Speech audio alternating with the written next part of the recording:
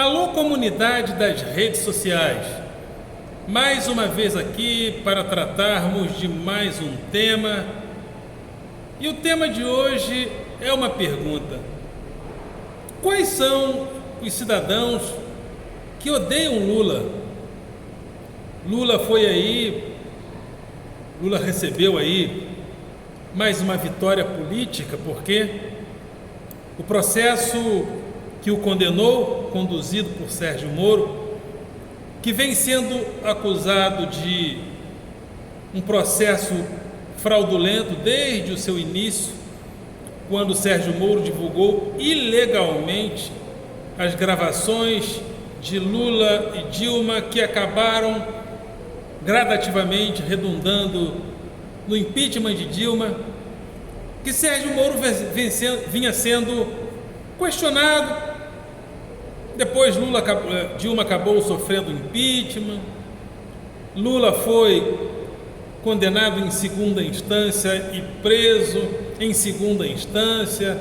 Até então isso não acontecia, porque a pessoa só poderia ser considerada culpada a ponto de ser presa se o processo fosse todo tramitado e julgado. Mas Lula foi preso, o Supremo endossou e depois voltou atrás.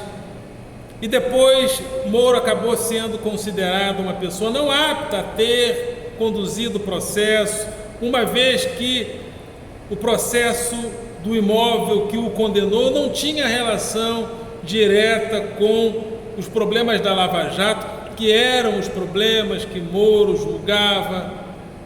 Enfim, e isso gerou uma série de contradições que acabaram primeiramente liberando Lula da prisão. Lula foi solto e depois Moro foi considerado suspeito do processo. E agora Lula recebe mais uma vitória política, uma vez que quando Lula perdeu os direitos políticos e foi condenado, a ONU já havia feito observações contrárias a essa prisão. E agora, mais uma vez, a ONU, ou seja, as comissões de direitos humanos da ONU afirmam que Lula teve o seu direito de defesa cerceado em muitos lugares do processo. Mas falar de Lula não é necessariamente falar de uma pessoa que eu vote, porque eu não voto no PT desde 94.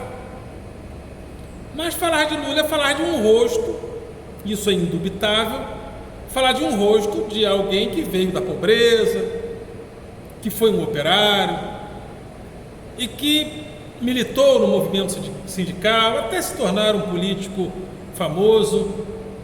E Lula está nas páginas políticas desde a segunda metade da década de 70 até hoje, ininterruptamente. Lula é um ator político que está no processo há muito tempo. Mas Lula recebe por parte de grande parte da sociedade um ódio que vai e vem de acordo com momentos específicos. Lula, na minha modestíssima, não é honesto. Lula deixou que o PT se corrompesse. Lula poderia ter atuado de forma mais objetiva para que o PT se corrompesse menos. Lula, para mim, não é ninguém honesto. Mas o ódio ao Lula, principalmente de pessoas pobres, me parece desproporcional às vezes. Há um uso desproporcional da força, usando uma palavra aqui muito utilizada na crônica esportiva, quando um jogador entra muito forte no outro, ele usou o uso desproporcional da força. Me parece que o ódio ao Lula, em muitos lugares, é feito com o uso desproporcional da força, e eu vou explicar especificamente o que isso significa.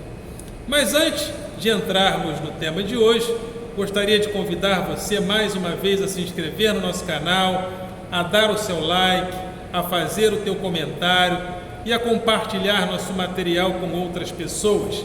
E ao se inscrever, acione o sininho para receber notificações de novos vídeos. Dê like, comente, compartilhe, para que o nosso canal a cada dia cresça e apareça na plataforma do YouTube. Principalmente se você entende os dois objetivos principais desse canal, que é convidar a classe dos professores para que nós possamos participar do debate público. Professores, venham para o debate público. Venham para o debate público. Não me deixem sozinho no YouTube. Precisamos ter voz nessa sociedade, mas não falando apenas de educação. Nós precisamos ir à sociedade. Não podemos participar apenas dentro da escola. A escola tem uma mecânica, a escola ela caminha por resoluções vinda do poder público, inclusive das secretarias, das coordenadorias. Então não há muito o que fazer, às vezes, só dentro da escola. Precisamos ir à sociedade através dos vários canais de informação e de comunicação para que o professor se comunique com essa sociedade, mostrando que ele não é apenas o chato da greve, ele não é apenas uma babá de luxo para cuidar dos filhos dos outros. O professor é e deve ser considerado um intelectual orgânico. Intelectual orgânico, usando aqui um termo gramsciano, é o cara que faz parte de uma corporação e milita dentro da corporação para que aquela corporação tenha voz de diálogo para com a sociedade. Então, nós professores precisamos ser vistos como intelectuais orgânicos que falam em nome da escola pública, porque sempre quando tem alguém que fala da educação, fala, mas o professor está sempre alheio ao discurso, alheio ao debate, e é importante que esse professor entre no debate a respeito da própria escola, porque penso que não haja ninguém mais apto a falar de educação pública que o professor. E também esse canal tem o objetivo de combater o pensamento binário, o nós e eles fácil das redes sociais. Um inimigo para chamar de seu. Fazer política parece que agora é ter um inimigo para chamar de seu. Ele é corrupto, ou seja, o corrupto é sempre o outro. O corrupto não é sempre o eu. E outra coisa, corrupção não é o centro dos nossos problemas políticos. O que é um político bom? É aquele que corre atrás de bandido, o seu político policial. É por isso que a gente está nessa também, nesse marasmo de não discutir os nossos problemas, porque nós estamos viciados em dizer que o corrupto é você, eu não sou corrupto. E fazer política, falar de política, não é apenas ficar discutindo corrupção. Não é, isso não é o problema, não é o principal problema. A corrupção deve ser discutida como um assunto de polícia e não deve ser o centro dos nossos temas políticos. Não que a gente vai deixar o sujeito roubar, mas quem tem que resolver isso é a polícia. O político policial, isso é ridículo. Ele investiga, né, nas comissões lá, nas CPIs da vida e entrega o caso para a polícia. E a gente não tem que ficar, é corrupto é você, não, o seu é mais corrupto, e cada um defendendo o seu corrupto de estimação. Então não é isso, então que a gente se conscientize disso e que a gente faça a democracia participativa. Senão a gente vai ficar igual esses idiotas aí, desde 2018, Lula 2022, Bolsonaro 2022, Ciro 2022. Isso é democracia participativa, democracia representativa. A gente vota em representante, mas a democracia deve ser participativa. E aonde eu tenho falado, né, que a gente deve aprender a fazer política na escola, no diálogo entre a escola e a comunidade.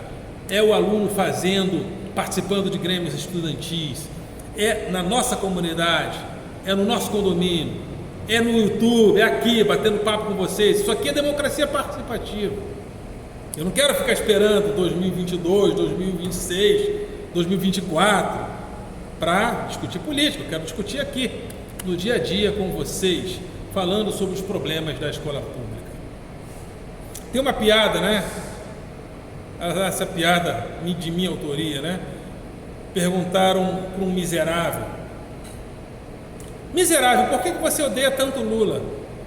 Ele falou, não é o Lula que eu odeio o pobre. Porque às vezes a impressão que a gente tem é que esse ódio desproporcional ao Lula me parece um ódio muito mais ao pobre, porque o Lula, por mais que ele tenha feito um governo de centro-direita, com donativos para os pobres, isso não é ser governo de esquerda nem progressista, no sentido esquerdista.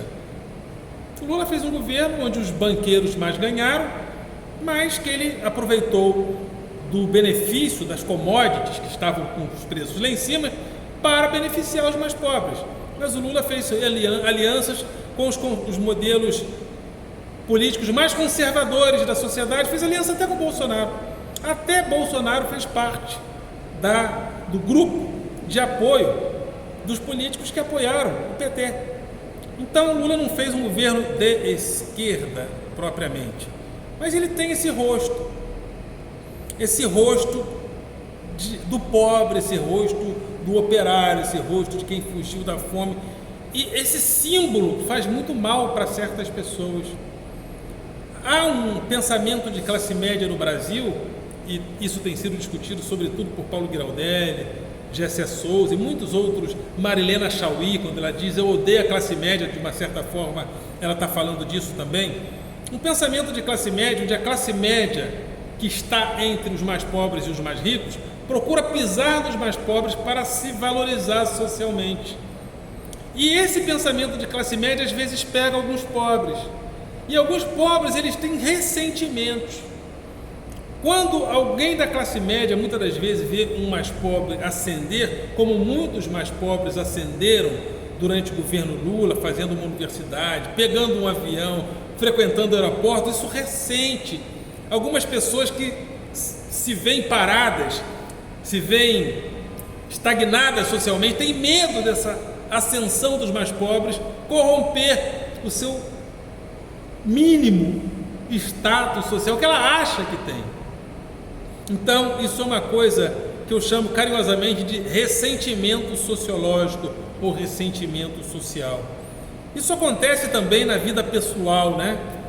Acontece na vida pessoal muitas das vezes, uma pessoa, isso acontece, eu já vi isso, né?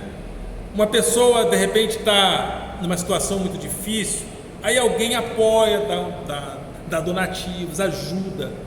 Quando essa pessoa sobe de nível, do ponto de vista social, ganha dinheiro, estuda, aquele que ajudava fica com raiva. Há um ressentimento microsociológico, ou seja, agora está metido, não quero saber dessa pessoa, está metida agora. Eu já conheci pessoas assim, que ajudava alguém, mas quando a pessoa ascendia socialmente, fazia uma faculdade, ia por uma carreira militar de sucesso, está metido. Isso acontece também na nossa vida social diária, né? Por exemplo, um livro de um jornalista muito famoso, que comenta no Jornal da Globo, sempre sobre música, ele tem um livro e ele escreve nesse livro, ele escreve nesse livro, escreveu sobre Tim Maia também, e ele escreveu um livro que um dos problemas de Wilson Simonal é que Simonal era um negro metido, e você não pode ser negro metido. Então Wilson Simonal, eu já vi vídeo, Wilson Simonal era o cara.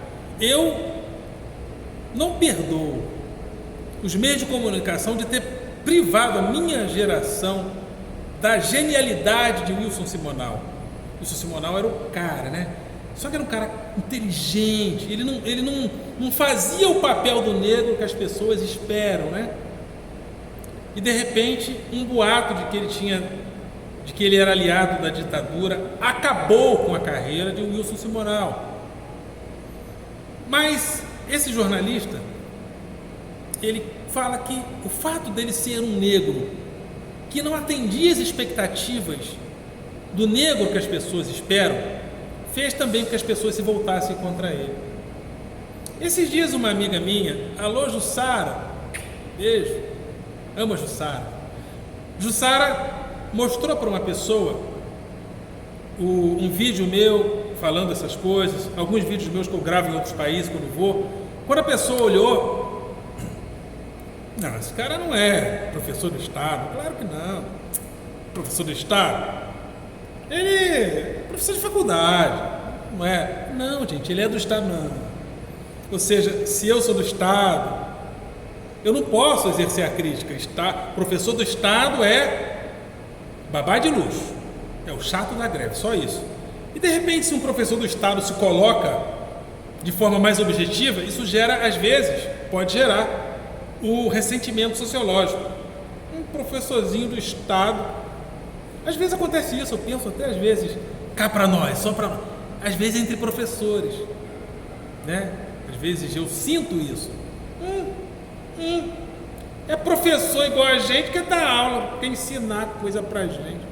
Às vezes eu sinto esse clima, né? Tomara que eu esteja errado, mas acho que eu não estou.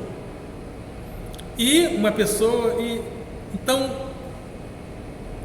agir de uma maneira que as pessoas não esperam, às vezes gera ressentimento sociológico. E é muito sutil esse tipo de pensamento. E em relação ao Lula, que representa pelo menos uma oportunidade aos mais pobres, isso para muitas pessoas pode observar que a maioria esmagadora daquelas pessoas que têm ódio ao Lula, pelo menos as que eu conheço, talvez vocês também, sempre há aquela coisa de sempre achar que o pobre não merece muito, que o pobre não merece muitas coisas.